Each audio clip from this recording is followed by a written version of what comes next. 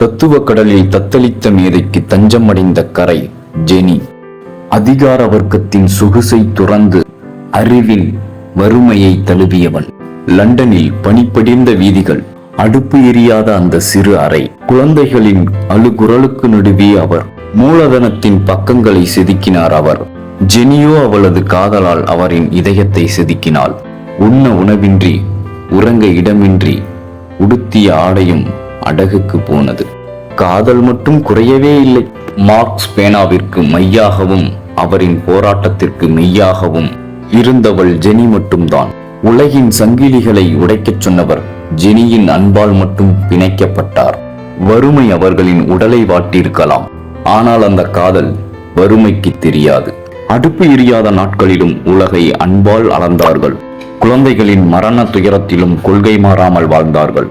தத்துவ காட்டின் சிங்கமும் வறுமையின் தேவதையும். Karl Marx, Jenny. Karl Marx, Jenny. Karl Marx, Jenny.